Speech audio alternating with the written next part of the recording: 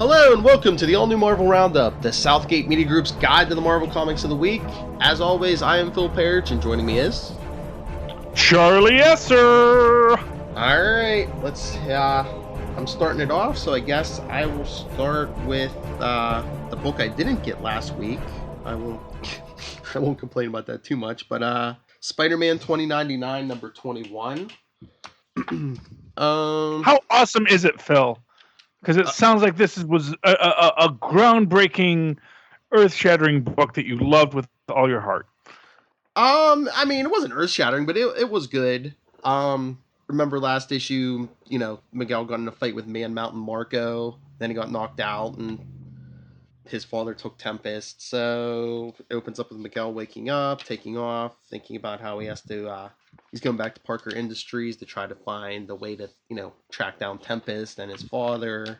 But then back at Parker Industries in Manhattan, Roberta, Captain America 2099, she's having a conversation with, what is his name? It's the Iron Man from 2099, who he was working with the Fist organization because, I don't know, he has no memories of his life in 2099. Was he an Arno Stark, or...? He's not a Stark, I don't think. I'm trying to look for it. But basically, Roberta's telling him about 2099 when the power goes out because we get... Iron Man's name is Sonny Frisco. I have no idea who that is. Yeah. But it sounds like a comic book name that I should know. I don't know if they just made it up for 2099, but yeah, the power goes out and it's the Electro of 2099. I'm guessing is like maybe an electrical being in like a robotic body or something. That's what he looks like. Yeah. But I guess the Fist sent him. They bring Sonny back. Who Sonny hits him with has one of his gauntlets. He hits him with a repulsor ray, but then the second time he tries, I guess Electro adapts like the Borg. That's when Roberta gets in there. And Sonny runs outside. Electro follows him because he knocked out Roberta. That's when Miguel shows up. He's like, and Miguel's thinking this confirms what Sonny was saying, that the Sinister Six of 2099 has all been brought back to this time. And Miguel's just like throwing cars at Electro. It's not working. Electro goes to kill Sonny. When Miguel spots what he needs to take out Electro, and what does he use to beat down Electro, Charlie? Rubber? No, close. Water. Nope, wood planks, because wood doesn't conduct electricity. Yeah. Well, it's not entirely true. In the Marvel Universe, static charge. Yeah. Okay. I follow. Yeah. So Miguel takes him down, and then at the end, it looks like he just has. That's why I'm thinking he's like Electro's like. That's what I'm saying. I think he's an electrical being in a robotic body, because Miguel just has like the top half of him imprisoned because he like basically took the wood and cut him in half. And Miguel tells him he's his new source of information because Miguel learned in 2019 the Fist causes like the destruction of New York. So he says, "You're my source of information. You're going to tell me everything, the exact minute and minute that everything happens, because I'm going to jump through time and stop it. I'm going to fix 2099 once and for all." Dun dun dun. Which, Yay! This book is good. It's a thumbs up for me, but I just had one problem. He was all like, I gotta find Tempest, the woman I love, she's carrying my baby and all this. And then all of a sudden Electro shows up. He locks Electro up and he kind of seems to forget about Tempest. Like, Electro can't wait. It's time. He's gonna time travel. This can't wait. Well, that's the advantage of time travel, is that, everything can wait once you can travel through time. That's true. It's like, I'm really worried about my girl, but you know what? Yeah, honestly, she's still going to be my girl in 2 seconds when I'm back, because I'm going to go to the future, fight the bad guys, come back. I'll be in time for dinner. True. Time travel. It's awesome. Okay. Well, since you did a past book, I'll do one of my past books that I just got out of Hawk. Doctor Strange, #1, Monsters Unleashed. This is the only book I've bought so far in the Monsters Unleashed line. I don't know what's going on with Monsters Unleashed, except that, apparently a lot of monsters have been unleashed, and everyone's, like, fighting them. They make some nice points in this about how weird it is fighting monsters, because it's like, you know, you have monsters fighting monsters, and it's like, who do we know who to punch? And the heroes are kind of like, oh, yeah, monsters. We get those here.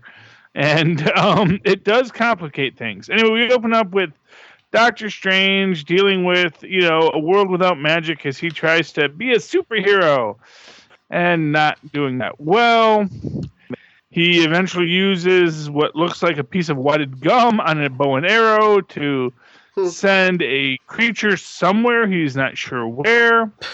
And we get a nice family dynamic between Gugam and Goom. And I'm not sure who Gugam's son is, but apparently he factors into this too, because you have Gugam, son of Goom, who is a classic Kirby monster. I think his son may be the guy who's in the Howling Command, because he does reference. Because basically, what happens is,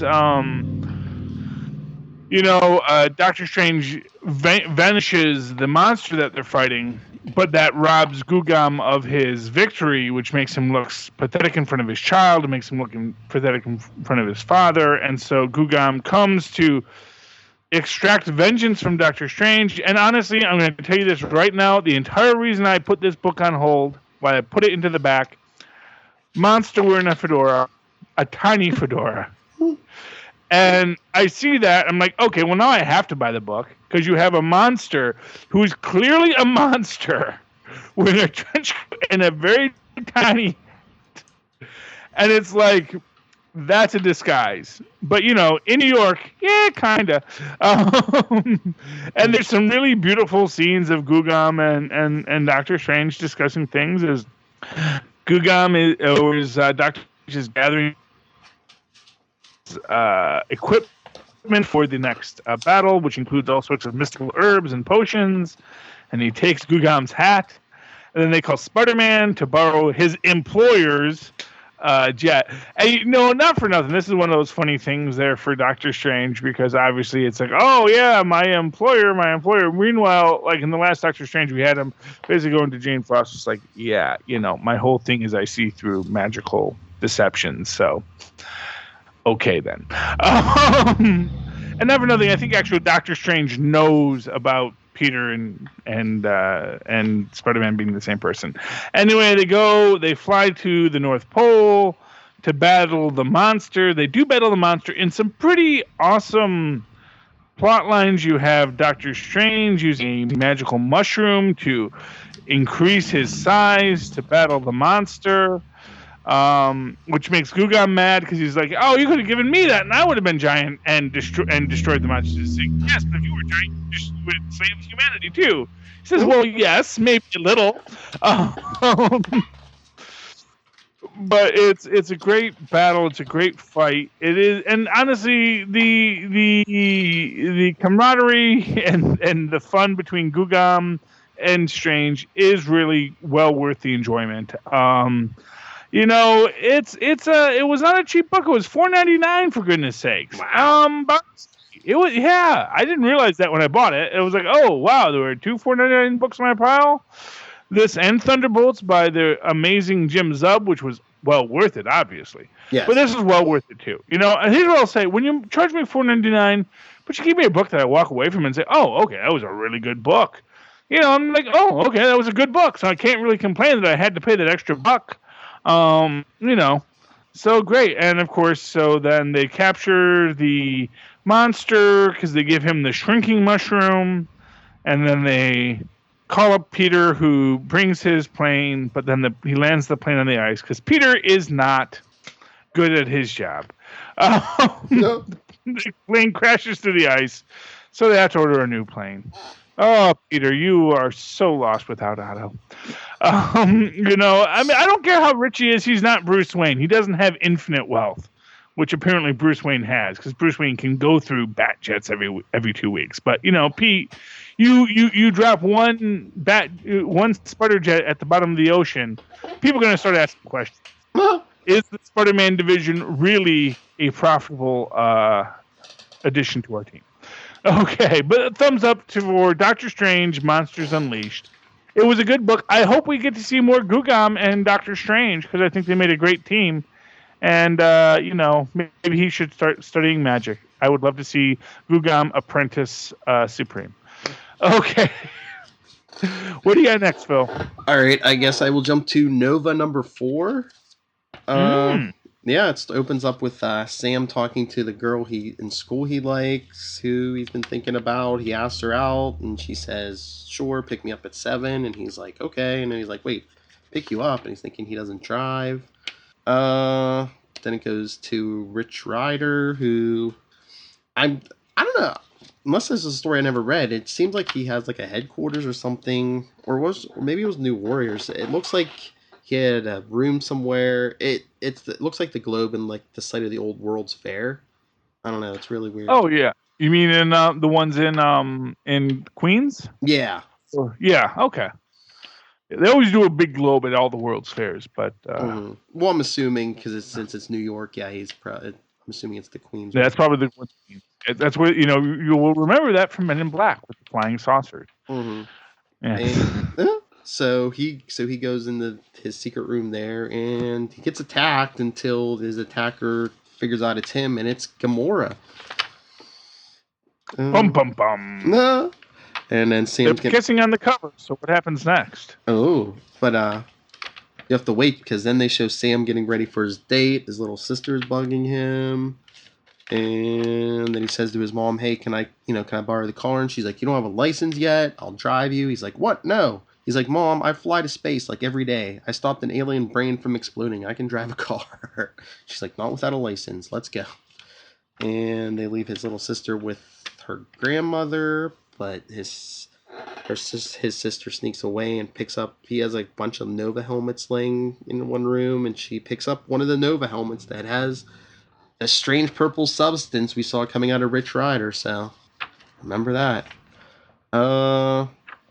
And then they show Rich talking to Gamora again, and she's like, Quill came back, Thanos came back, you were gone for years, why are you suddenly here, why didn't you tell me? He's like, sorry, I wanted to, I'm sorry, something's been, and he's like, hey, want to go outside? And back to Sam. Sam's picking up his date, and before she opens the door, he pictures her looking like Dormammu, saying, I changed my mind because you suck. And then he sees looks like a pal of like the Avengers defeated, and Captain America's like, she's right, you suck, everyone thinks so, especially me, we talk about it all the time, you suck so hard. No, wait, quick question, did his mom let him drive the car without a license? No, she's driving them. Oh, okay, because I got confused there, because flying into space is one thing, but there's not other cars in space. Yeah, I know. Driving the car is easy. It's not hitting other cars. That's what makes it a complex adventure. Mm-hmm. So, his date comes out. His mom drives them to the mall. Then we see Rich and Gamora again, and he's like, "Why were you hanging out in my old safe house?" And she's like, "Thanos is on Earth." He's like, "That's a bad idea. That seems like a bad idea." She's like, "I will kill him." He's like, "That's an even worse idea." She's like, Shield and the Ultimates are tracking, or pursuing.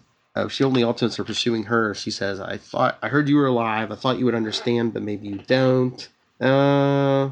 He's like, hey, I've got your back, and he's like, I didn't want you to see me like this and she's like, while you're what? And he's like, quiet. She's like, Rich, and he's like, guess we were never good at talking. Then a bunch of muggers show up and say, hand over your wallets. And he says, we were good at other stuff, though.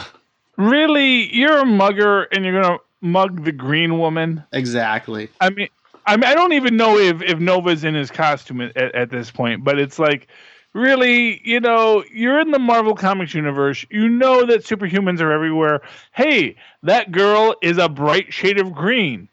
Let's mug her. I know. Because she could be an Inhuman or something. You don't know. Clearly she is. I mean, not for nothing. Like, yeah, maybe she's just a woman really into body paint. I'm not going to say that people don't do that in the Marvel universe, but I'm going to say it's like, really, that's your mark, you know? You know, this is like, you know, let me put it this way. I've gotten mugged, and like muggers have regretted it just because they realize that I'm not a guy who can punch. Not that I've punched them back, but they realize that they punch me and that I don't go down. Because I'm just have this incredibly thick skull, and I'm like, stop hitting me. That's not nice. And muggers hate that. And here you are in the Marvel universe where people shoot ray beams out of their eyes. Yeah, like on a fairly common basis. It's like this rare thing. Oh, I don't know. Could this person? It's like, yeah, play the odds. Someone has ray beams in this room, and you're gonna go mug the green girl. Muggers. Yeah. Okay, sorry. That's okay. But no, I mean they're criminals. They're stupid. We know. Yeah, I know. Oh, I know. But yeah, back in the mall, Sam and his date can't get into this restaurant they were going to go eat at. And she's like, don't worry. Let's just walk around the mall and make fun of people. He's like, good. But then they're walking around. I guess they come outside because it looks like, I don't know, more muggers again. They're like beating up some old homeless guy, it looks like. So Sam dives in to try to help him. They kind of punch him once and take off. And his date's like, I didn't think you were that kind of guy. And she seems kind of impressed. So score for Sam. But of course, as you know, Rich and Gamora beat up their muggers. Really? I didn't see that. Really? Yeah, I know. Muggers did not defeat the deadliest woman in the galaxy, let alone a member of the Nova Corps, you know? Mm-hmm. But yeah, then they're kind of just like flashing back and forth between the two couples, you know. Of course, like you said, Rich and Gamora kiss, Sam and his date hold hands.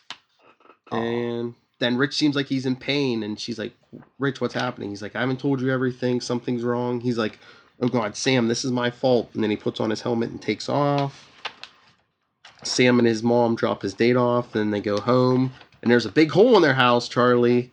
And his sister's gone. His grandmother's in the middle of the living room on her knees going, Dios mío, un demonico.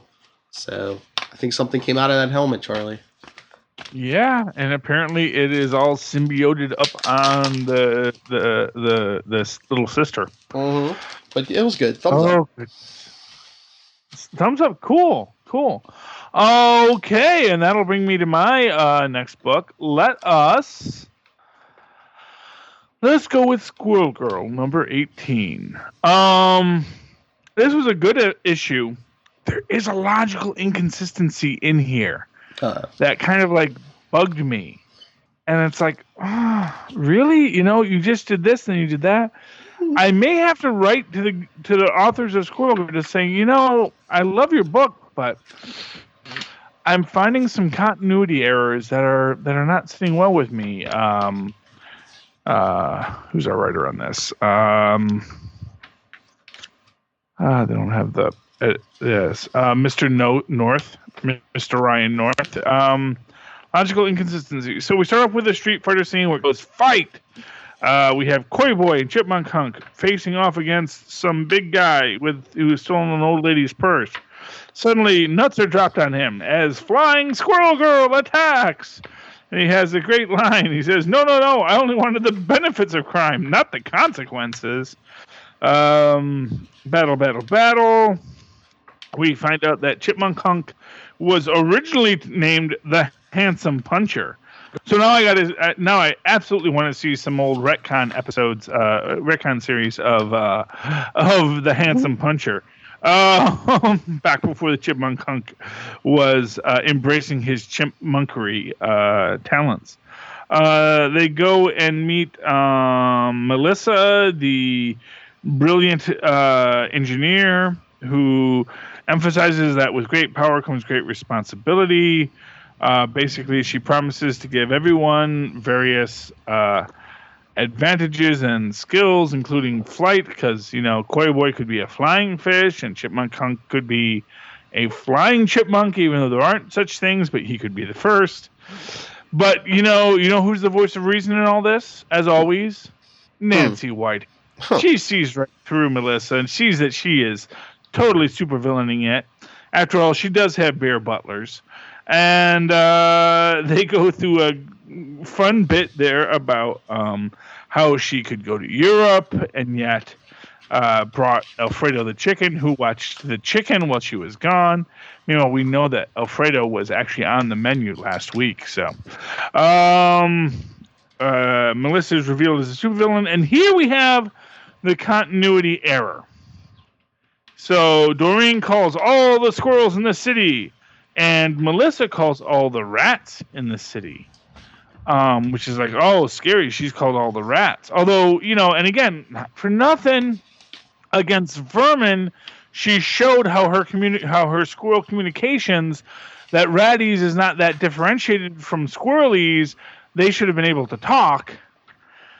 And then we find out that when Doreen agrees to sit and talk to Melissa, she basically says that she does not have the ability to talk to animals. She has the ability to control animals because of these RFID chips that she has implanted in all these animals in all these zoos across the world. But then how did she control the rats? And it's these kind of inconsistencies that are really kind of bugging me. This is a hilarious and fun and joyful book, but they're playing fast and loose, like with the Red Skull in the birthday issue. And it's like, wait, is this Red Skull without Xavier's brain? Is this Red Skull with Xavier's brain? Is this the 1950s communist Red Skull? What are we dealing with? And it's like, what are we dealing with, Doreen and Melissa and Ryan? Because really, Ryan, you're the guy writing all this. And I love it. It's fun. There's these delightful interstitials.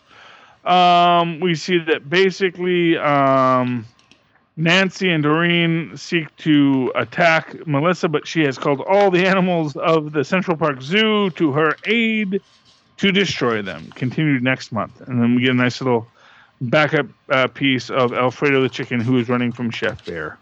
And that's all going to come back, and we're all going to love it. I'm not going to say, it's about a 3/4 up because of the logical inconsistencies. And honestly, I'm loath to do that because it's a great book. It's funny, it's intelligent, it's wonderful to read. But if you're reading, it's one of these books that is just inconsistent enough to kind of pull you out of all that joy while you're reading it. You're still loving it while you're reading it, but it's like you get that voice in the back of your head that says, hey, this doesn't make a lot of sense. How is this happening when this other thing is happening? And we've already established that, as I've said, squirrelies and ratties is not that different. That, the squirrels can talk to the rats, and so once you can talk to a squirrel, you can talk to the squirrel to talk to the rats, and the rats will do that. Now, granted, she has that, we can say that she's actually not talking to the squirrel, she's commanding them via implant. But then, how did she RFID chip every rat in New York?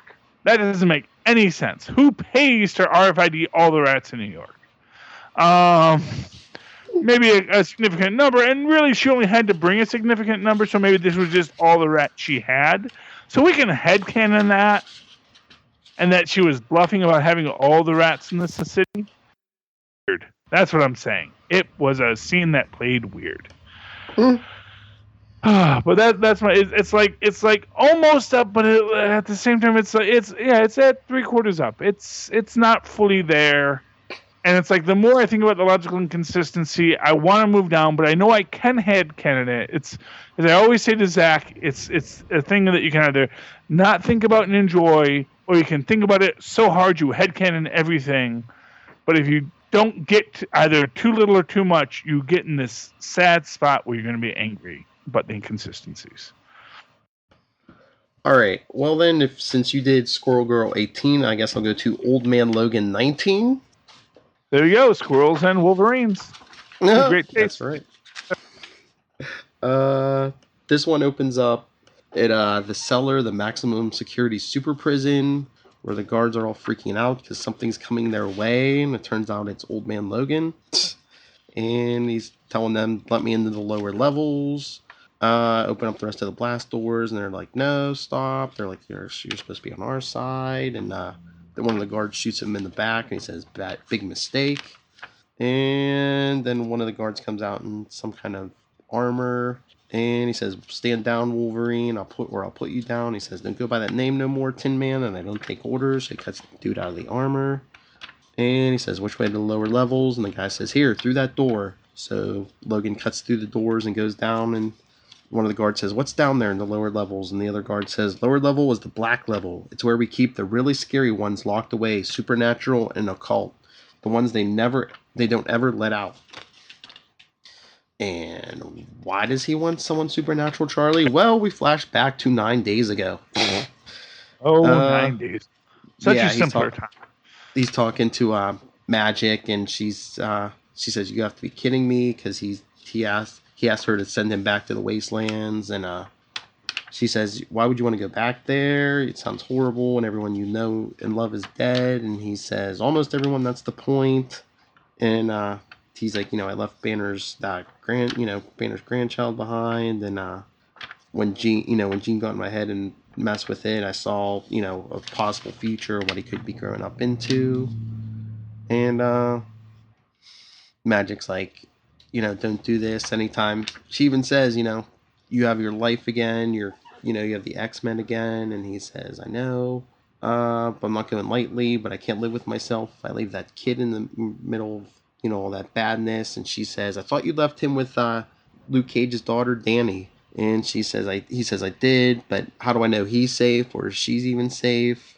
And Magic says, well, it's not as simple as using my powers to send you back or forward in time. From what you said, the wastelands might not even be our future. That future might have already been averted, or that some kind of alternate future. It wouldn't require just time travel. It would require magic. And he says, that's why I came to you first, because you use magic and time travel. He's like, but I'm not planning on staying. I'm just going, getting the baby, and maybe getting Danny Cage and coming right back.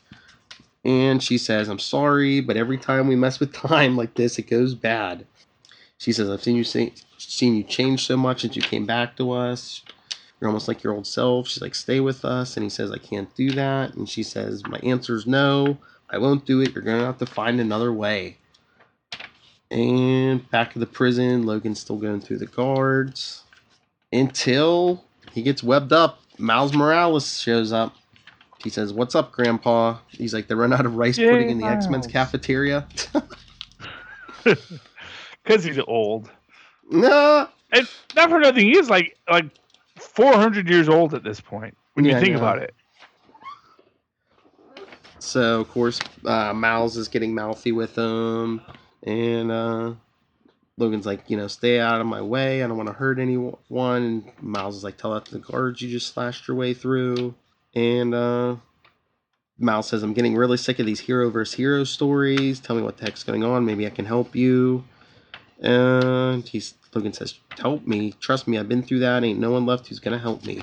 Because they show in this montage of panels, not 8 days ago, Logan went to Hank McCoy, the old Hank McCoy, and he says, sorry, Logan, I made a mess of things every time I played around with time travel. My batting average is very poor. I'm afraid I cannot help you. 7 days ago, he went to Shaman, who told him, no, Logan, this is a very bad idea. 6 days ago, Cable said, sorry, Logan, no can do. 5 days ago, Wiccan said, sorry, but I think I'd get in a lot of trouble if I helped you with this. 4 days ago, Doom said, no. 3 days ago, Scarlet Witch said, no. 2 days ago, Black Panther said, absolutely not. And 1 day ago, Doctor Strange says, you have a very interesting dilemma, but I'm afraid I will not be able to help you. And he says, just hear me out, Doc. And Doctor Strange says, no. Ileana already called ahead to warn me you may be coming, as did Wanda, Wiccan, T'Challa, and even Doom, believe it or not. He says, and I agree with their judgment. This idea of yours is very bad. And Strange says, can I suggest you make peace with this and move on? And he says, I thought I had, but then everything got stirred up again. And Strange says, I'm sorry I will not help you. Magic and time, they are a bad mix. And Logan says, so you won't help me? And he says, yes, I have. He says, you made up your mind? He says, yes, magic has changed, Logan. It is nearly It is not nearly as prevalent as it once was. Even if I wanted to help you, I'm not sure I could. And Logan says, okay, Doc, do you have a bathroom around here? You know, all the beer. So I'm assuming he must have looked something up because back at the prison, Miles and Logan are still going at it. And Logan says, you're just as mouthy as the other Spider-Man. And then Logan, deep thinker that he is, opens up a couple cells and lets out 3 prisoners. One looks like the Absorbing Man. I don't know who the other 2 are, but I guess they keep Miles busy. So Logan goes down to the bottom level, and he gets to the figure who says, do you not know who I am? I am the Scourge of Satan. I am he who walks with the night. I am the Slayer of Angels and the Prince of Black Magic. I have laid waste to kingdoms and fought the Avengers themselves. I am Asmodeus. And Logan's like, I know exactly who you are, bub. I'm here to make you an offer you can't refuse. Bum, bum, bum. I was just going to say that. I know. That sounds like an exciting story, a ripping yarn, to say the least. Yes, it was a very good one. It was a big thumbs up, but it's one of my favorite Old Man Logans in a while. You know what? Make it my pick of the week. There we go. Okay. You know, it's good when we have these picks of the week, especially because my next book is my pick of the week. You know, maybe not for many reasons, but this just went into my nerd spot, burrowed in, and like laid eggs. This is great. I am, of course, talking about Gwenpool 13. Lucky number 13 for Gwenpool. Because this is one of those episodes where you get this cosmological shift that is beautiful and scary all at once. And we get a great little side character who you go, oh, that character is awesome. I'm glad he's here. We open up with 3 characters sitting around a small campfire. A gentleman who looks like a walrus. I'm guessing he's the walrus. A agent of Hydra. Honestly, if I had to guess, I'd say he was one of the Hydra agents from one of the Secret Wars worlds where they had like some nameless Hydra guy who was like kind of awesome, but also still there to be Worfed. And one of my favorite characters, Peeper. I believe his name is Peeper. He originally started out as part of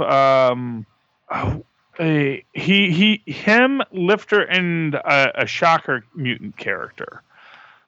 His power is he shoots ray beams out of his eyes. He's got like basically eye powers, and he's got like gigantic big orb eyes. And you see none of that here, but as soon as I see him, he was part of the mutant resistance front in the John Walker Captain America storylines. If you remember when John Walker first, like, you know, when John Walker became Captain America and they made him round up mutants, which he never felt good about, but, you know, it was his job. He fought the mutant resistance, and it was the original, this little obscure group of mutants, Shocker, Lifter, and I want to say his name was Peeper, but they all had different names. And Peeper, I think his name was like Seer or something like that. Anyway, but he shoots ray beams out of his eyes. He's cool. Anyway, they make this point as they're talking. You know, we have Waller says, you know, because they're talking about, you know, I'm worried about monsters being being drawn to the fire. Maybe we should put it out. It says, and the Hydra character said, I don't think Arcade actually put any monsters in here. He just wants us to kill each other. And then you see the Walrus Man says, what about the unkillable beast? I heard others speak of a menace that roams this place. If you hurt him, it doesn't last. If he speaks, he drives you mad. The Hydra guy says, man, it's just Deadpool. Stop mythologizing him.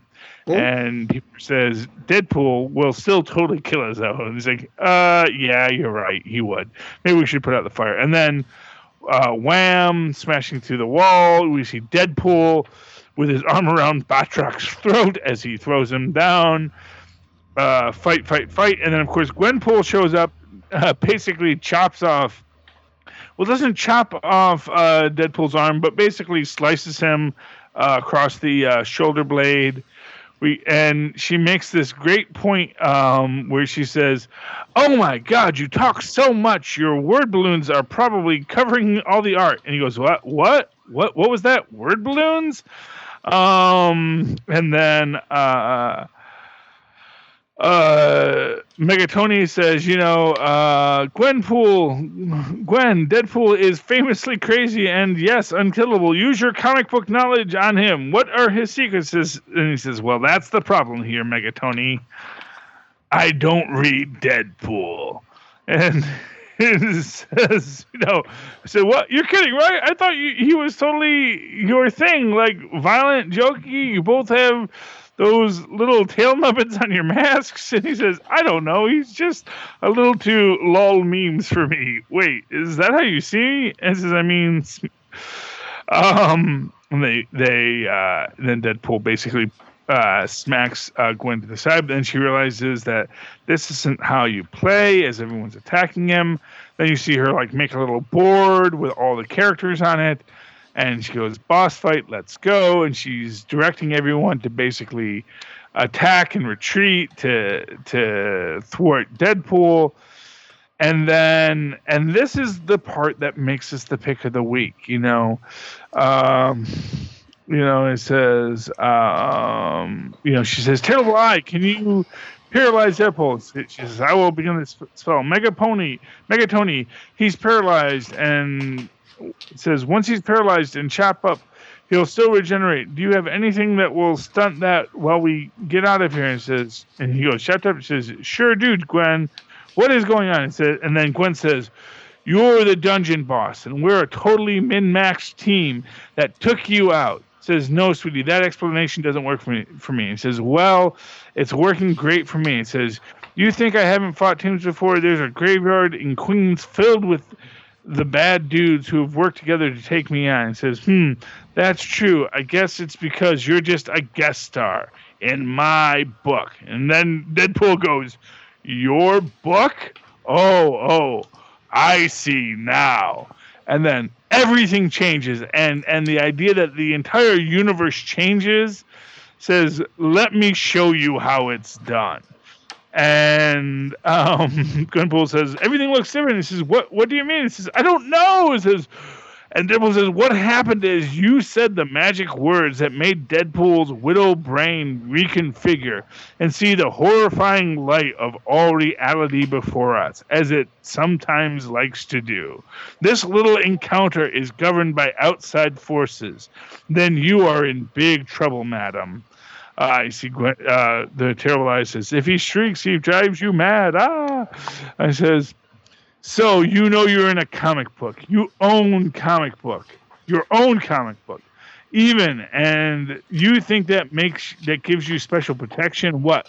Because you're popular? Well, I've never heard of you.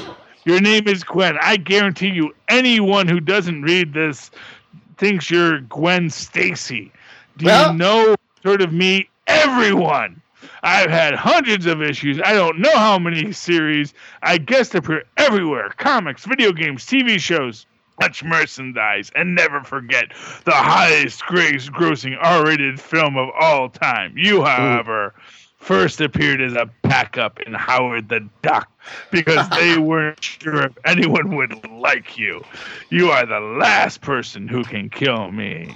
And Gwen says, oh, God, you're right. I says, I know. Anyway, it feels fitting that I am the hand of your cancellation. Bye-bye, Gwen Poole.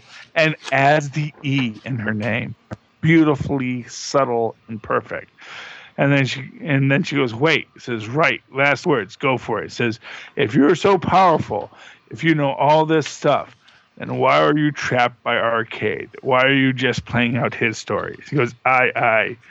He says, because we all just live here, don't we? And then he stops and throws his knife and says, Arcade's the real bad guy here, huh?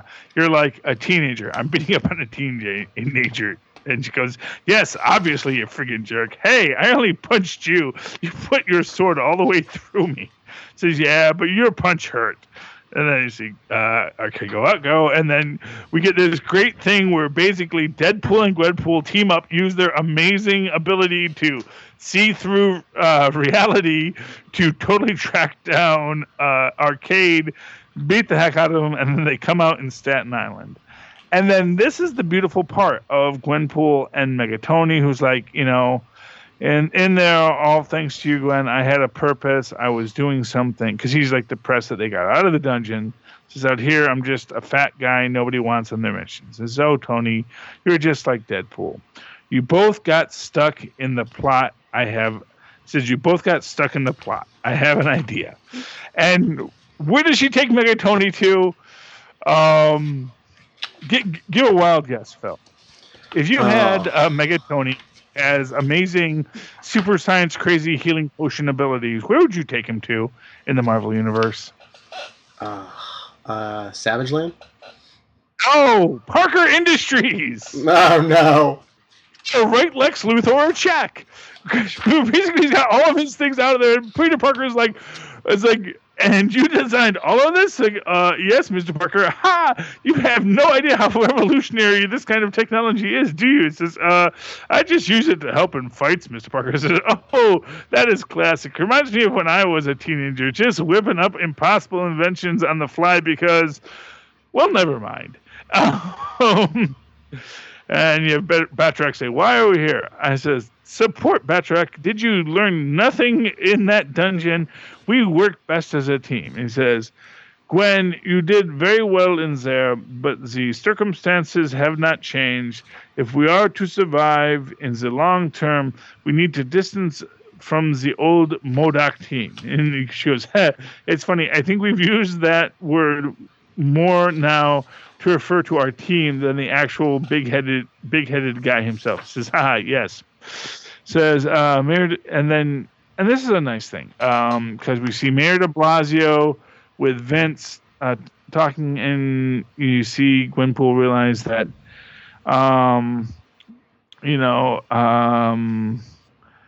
she realized that Mayor de Blasio is a real person in this universe. Maybe there are other real people in this universe that she could meet. No, it just made me realize there are people here who are copies, people from my universe. What if?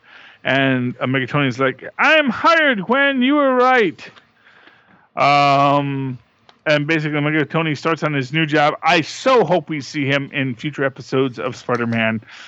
Look for a fat guy in a green suit at Parker Labs. My friend who reads this. We also found out that Terrible Eye has gotten into NYU School of Witchcraft, so she'll be doing that, because that's a real course of study in the Marvel Universe, obviously. And then we have Gwenpool track down her good pen Cecil, who is being chased by his redneck kinfolk and local denizens down in South Jersey. But Gwenpool takes him out because, hey, Cecil, how do you feel about being a real living boy again?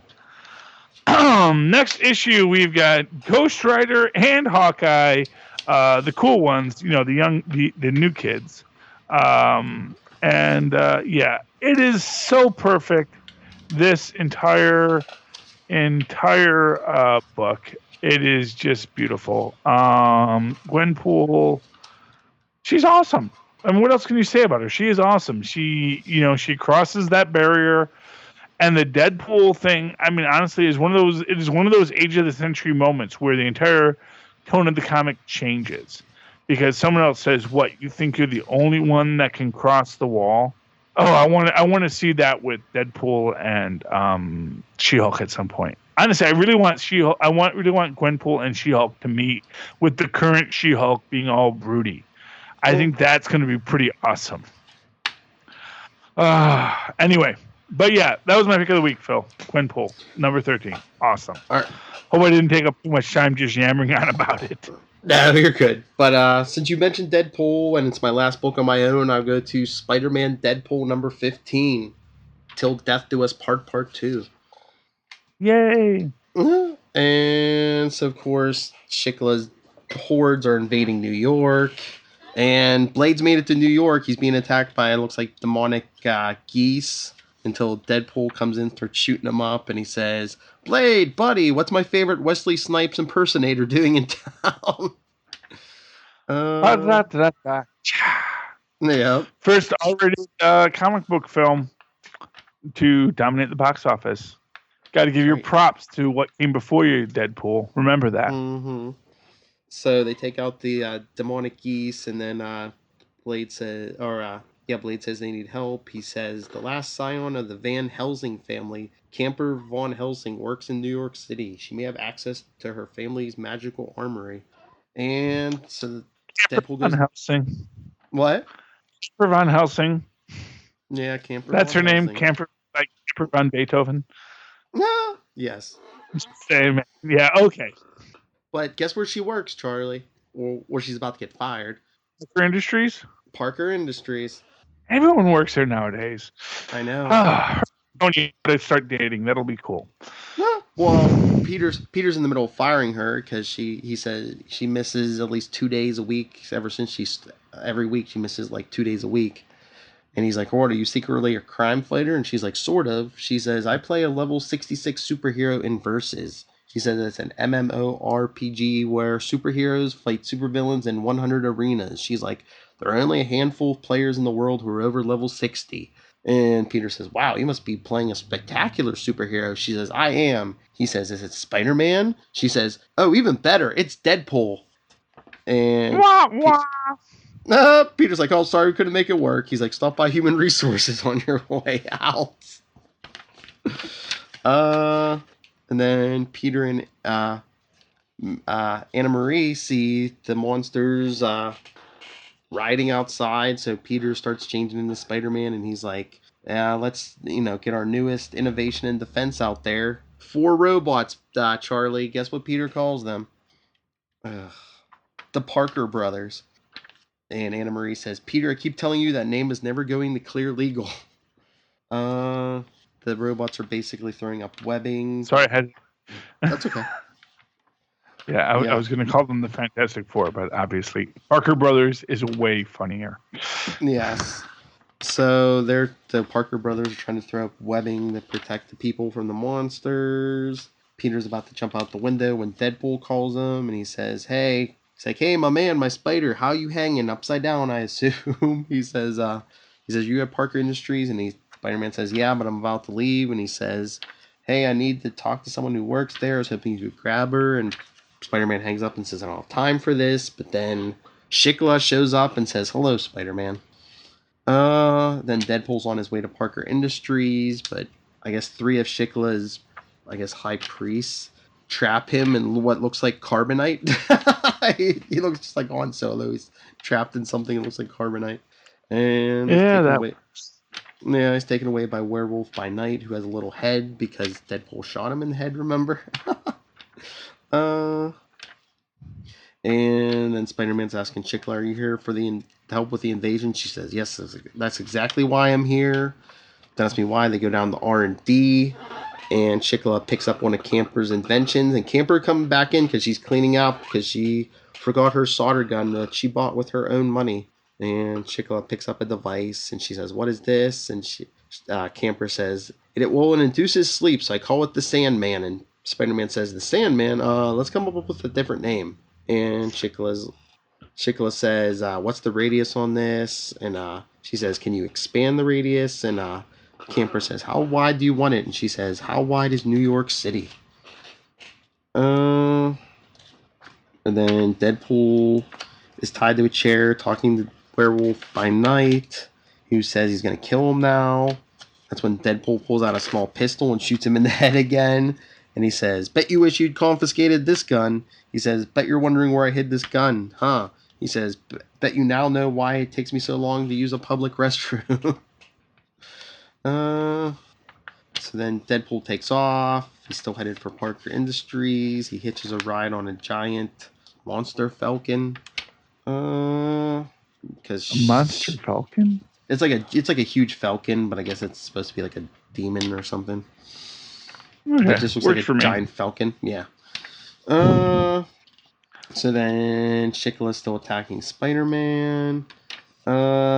She telling Camper she wants the Sandman to only affect humans. And that's when Deadpool shows up outside Parker Industries. The high priests are still there, and he tells them, get out of my way, or you're dead. And he's like, last warning, and they're laughing at him. That's when they get impaled by Blade's swords, and he says, I did warn you. And so Blade kills them and says, die, fiends. And Deadpool says, I don't care what anyone says, Blade. You should have won the Oscar for New Jack City. But I'm pumped. Yeah. So Spider-Man Shikla is still fighting. Deadpool swoops in on the Monster Falcon. That's when Shikla turns on the Sandman, but nothing happens because Camper tells her, well, you asked me to increase its range, but I actually decreased it to 0. That's when Shikla calls up her reinforcements. Spider-Man grabs Camper, and they swing off, and as Deadpool's leaving, he says, Shikla, I love you. And she says, I know. Then she's like, now let's see what my warlock scientist can do with this Sandman. They get back to Camper's apartment, where every surface seems to be covered with a picture of Deadpool. Uh-oh. And Lady Scientist's an obsession with Deadpool. That never ends well. No. But she said she was working with the Sandman because a few years ago someone put a curse on the whole Van Helsing family. Everyone 25 years or older suddenly lost the ability to sleep. They all went mad, eventually killing themselves one by one. She's like, that's why I'm the only one left. And I turned 25 in 6 months. That's an actual thing. That's an actual it's a it's a genetically inherited prion disorder. Oh man, I forget what it's called, but it's really crazy. Where basically you get this insomnia that drives you mad. It is it's a real disorder. Ooh, scary. Yeah. So Deadpool, after he says, why are all these mirrors on the wall? He's asking Camper if she has any artifact that can help him track down one specific monster. She's like, yeah. And Spider-Man says, why? Who are we tracking? And Deadpool says, the one creature on Earth who might be able to put an end to this invasion for good. Last page, Dracula. Bum bum bum. Dracula. To be continued in Deadpool and the Mercs for Money #9, which I won't be picking up. So if anyone wants to do a review for us, send it in. When's that come out? I don't know if it gave a date on here. I'm not sure. Well, if it's a short week, I don't mind picking up the Mercs for Money. I actually enjoyed the couple books I picked up, so we'll see. But if it's a heavy week, Yeah. Hey, you want to break into podcasting, kids? Yeah. I would assume in the next week or two, because there's that, and then it goes back to Spider-Man Deadpool, and then Deadpool and the Mercs for Money again, and then the last part's in Deadpool, which they won't even show the cover. It's classified, so something big must happen. So what I will say is, if you're a young person who reads Deadpool Mercs for Money, and you would like to break into the fast-paced, fun world of podcasting, and you are free at 6:30 on Friday, 6:30 Eastern Time on Friday, read that book, and you have a free ticket into the Nuff Said universe. I guarantee to you. You could be. There we go. You could be famous. You see. Be internet famous, which is even better than famous. It's like famous but still cool. You can still walk down the street and not get mobbed. Yes. All right. That was a thumbs up. So we just have the one last book left, correct? Yeah. Captain America, Steve Rogers, Captain America, number 13, lucky number 13. It is March, which tells us that all of these books started sometime. Well, actually, are they bi-weekly or monthly? I don't know anymore. But this is the 13th book in Nick Spencer's amazing arc. I love the cover. Let's just start with the cover. Oh, yeah. As a wonderful throwback to some classic Golden Age style artwork. Yet at the same time with the new Hydra Cap shield. Man, that Hydra Cap shield. You see that shield now, and you just know that's Hydra Cap. Oh yeah. Although, who's on the cover? Phil. Cap, Bucky, the Human Torch, Toro, and Namor. Yeah, Toro. And what did we recently discuss? How Toro got back into the universe? Oh, I forget what. how's Toro back? Hope her back. Oh. Yeah, it's an interesting point. We just spoke with Jim Zub about Kobik and how Kobik first came out in 2012. Mm-hmm. You first get the mention of Kobik in 2012. That fractured cosmic cube that gave Bucky back his memories, that was also the cosmic cube that brought Toro back from the dead. And, not for nothing, I'm going to say this right now. I don't think Jim Zub realized this, and I didn't call it out while we were talking about it. I think he gave a bit of a spoiler about what just happened in the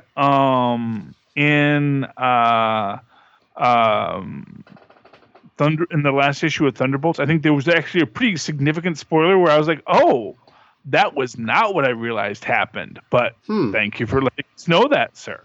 About the end? Yeah, about the end. He made a mention of a thing. I don't want to go into it now because I want everyone to listen to that amazing interview. It's going to take you 2 commutes, but that's 2 working back, kids. So if you have a 30-minute commute, it's there. It's an hour of awesomeness. It is. Honestly, that was such a great interview. He was such a great guy to talk to. Oh yeah. I mean, honestly, he is. If I ever actually become famous, he will be my best friend. This is my goal now. Thanks a lot. Me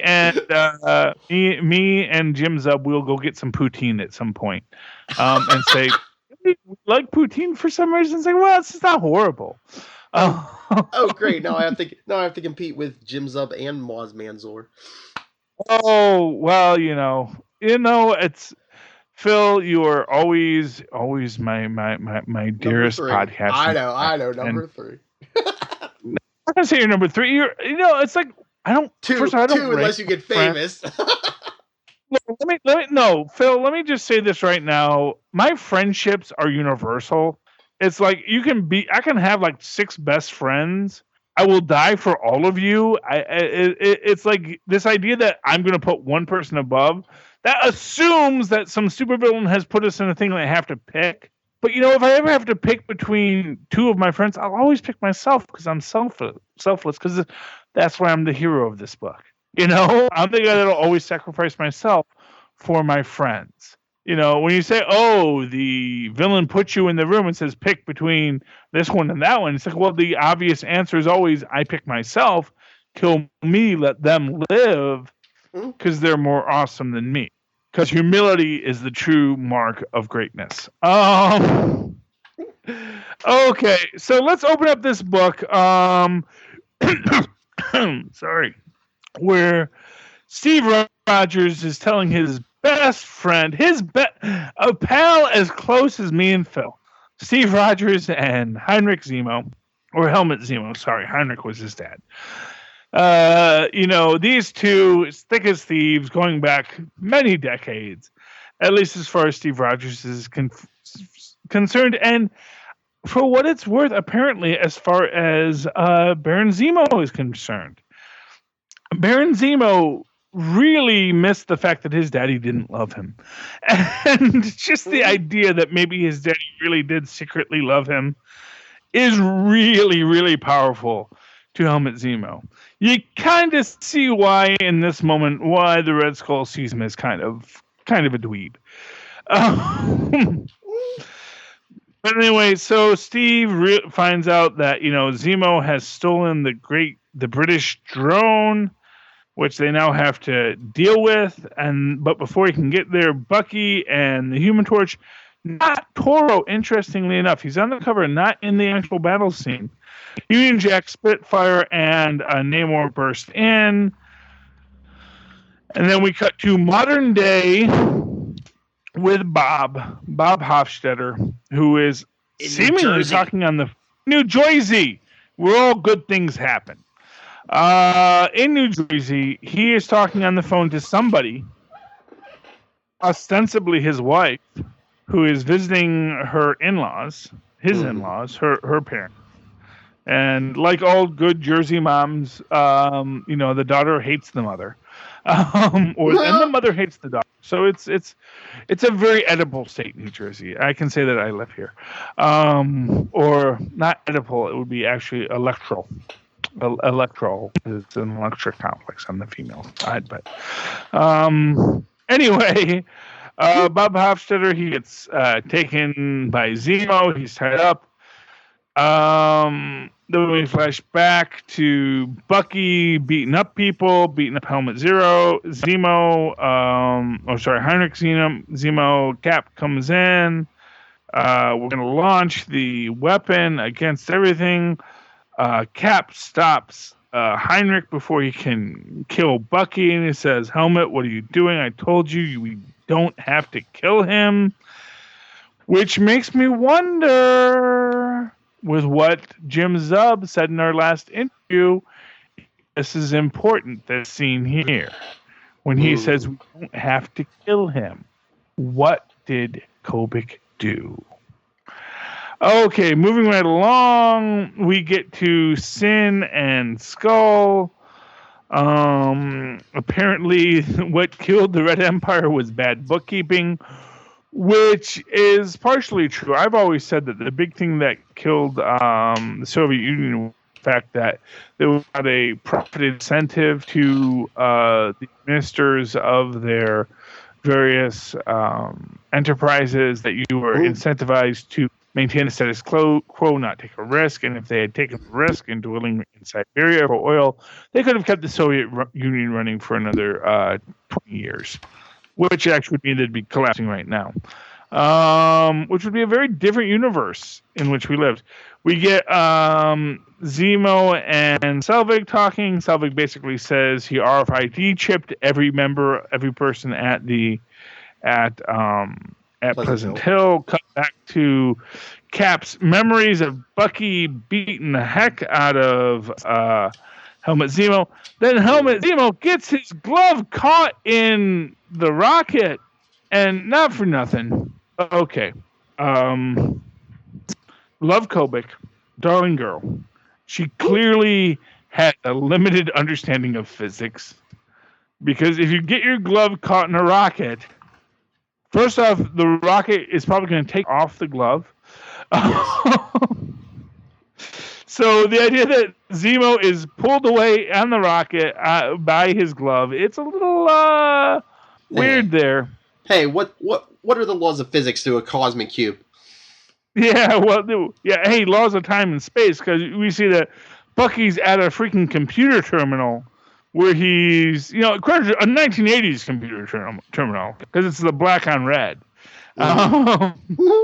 Who uses black on red computer terminals? Good times. Evil.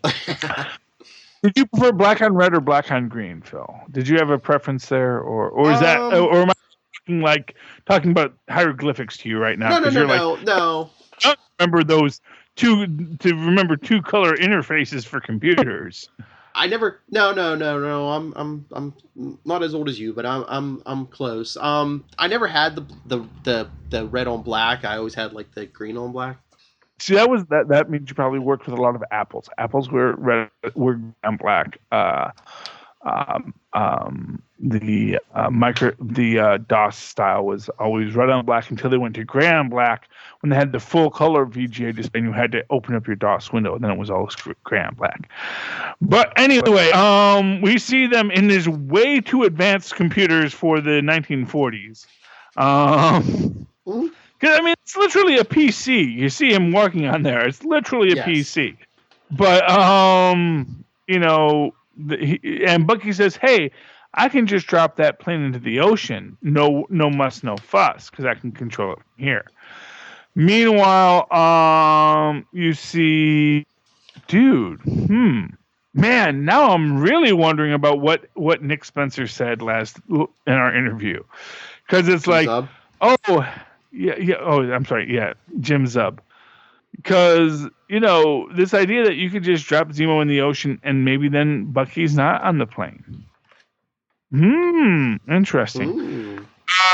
Meanwhile, we've got Zemo talking to Bob. Bob, he tells Bob he actually killed the family that lived there. They cut to actually first we see Zemo recruiting everybody from Pleasant Hill.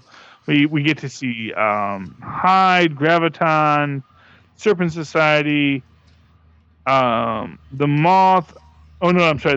That's Whirlwind, the Wrecking Crew, Craven. I don't know who the guy with the yellow outfit is, but I don't know.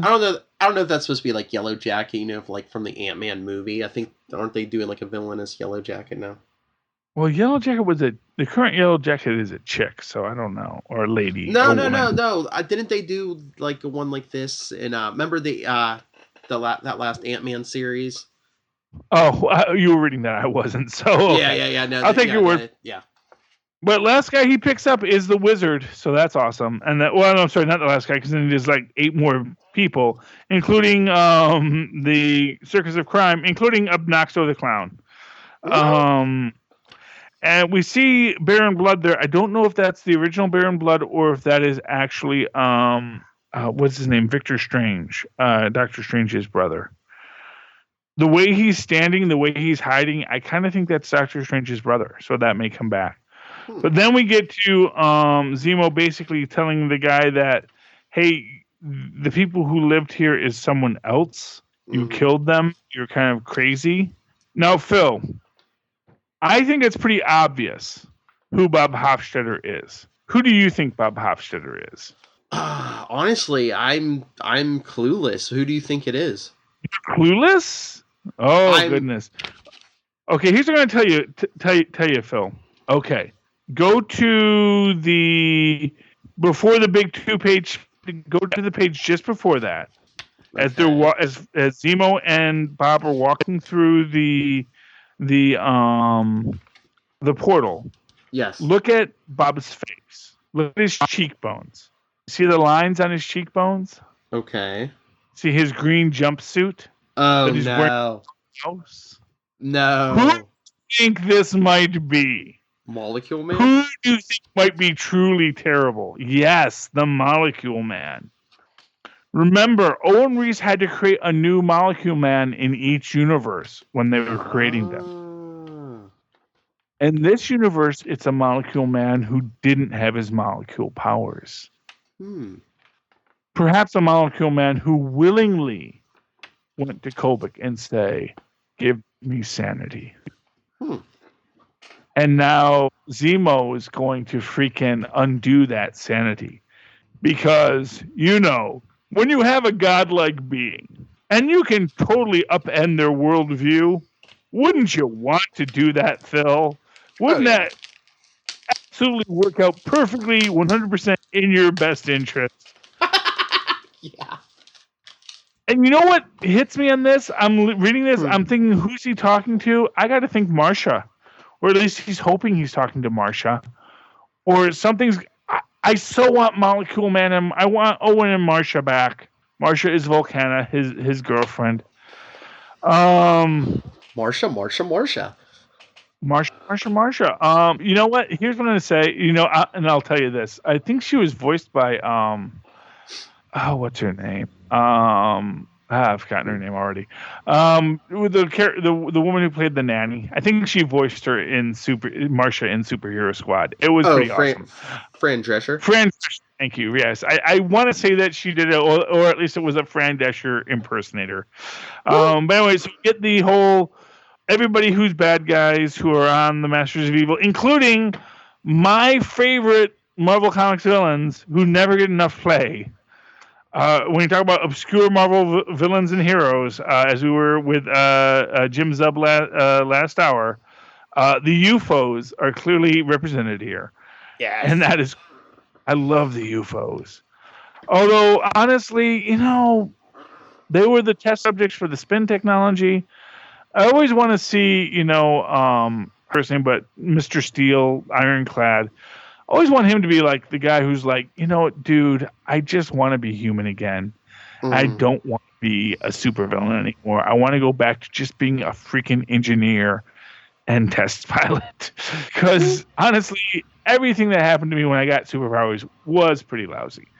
And then our final scene is, cutting back to the Thunderbolts in Antarctica and focusing on Copic as Cap says, and together we will change the world. Next issue, Elisa holding Cap's skull in her hand. And Thunderbolts 11, Bucky on the plane kicking Cap off. And then in Uncanny Avengers 22, we've got all the Avengers standing around Red Skull. So there is crazy stuff afoot here. And I loved this book. What do you think, Phil? Oh, yeah, it was great. This was, of course, a big contender for Pick of the Week. I mean, we're getting so much. And like you said, I think, Jim Zub might have pointed to the importance of Bucky in this. I'm thinking Bucky's probably going to have to be the one to take down Steve Rogers because Kobik's probably not going to let any harm come to Bucky. Mm-hmm. I think she likes him best, honestly. Yes. I think ever since they first interacted back in Avengers vs. Invaders, because I didn't, I really wanted to bring that up with Jim, but you know what? There's a point when you're like a fan of the books, we don't want to spoil yourself. I know he wouldn't have spoiled it, but I didn't want him to like get dodgy either. I didn't want to say, so how does the 1940s Vision figure into all this? I didn't want him to go, I can't really talk about that. Because if he says, I don't really want to talk about that, it's like, oh, shoot, these guys figured something out. I didn't want to cross that Rubicon. I mean, that was my statement on that. It's like, oh, I want to say that, but no. Because others are going to say, I really have no idea what you're talking about. And maybe he's that good of an actor, but then it would like just be devastating that he didn't realize what was put in play. Or he'd say, oh, I can't really talk about that. And then that would blow the whole reveal. So excited for where this whole storyline is going. And can't wait to see what happens next. All right. So is that it? That's all the books I read, man. Not for nothing. I actually did read Uncanny Avengers, Thunderbolts issue 10, and the anniversary issue, and World of Wakanda, and they were all great. I think we all said they were great in previous episodes. I finally got all my books out of Hawk, so those were all good. When they all say you didn't call it out, but they actually do the line from Winter Soldier in that in the Black Panther book where he says to T2 that you will not the living are not done with you yet. So that was cool. But all good books, all fantastic books. Although weirdly enough, I think it is better to read Captain America 13 before you read Thunderbolts 10.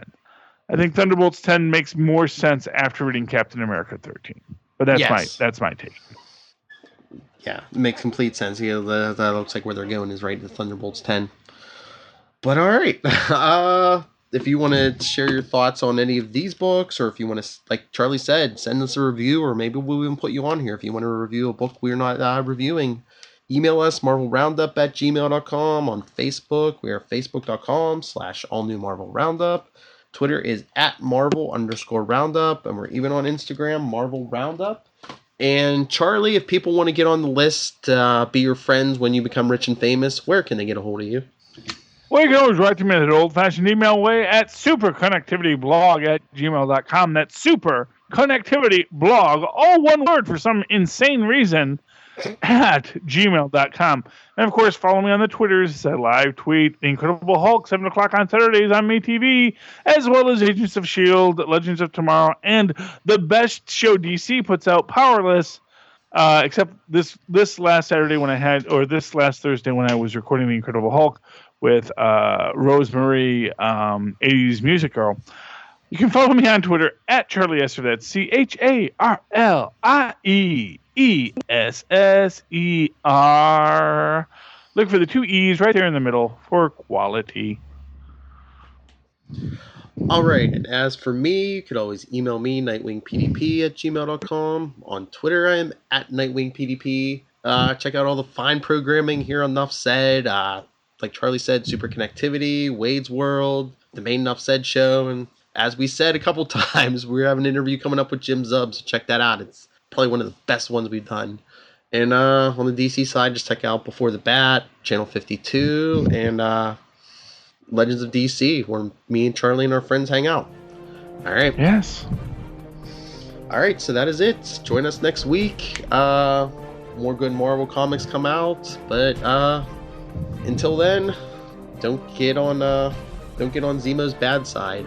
He's got a lot of nasty friends and getting more every day. So, not to mention daddy issues. Yes, hide behind a 4-year-old girl. All right. Well, good night.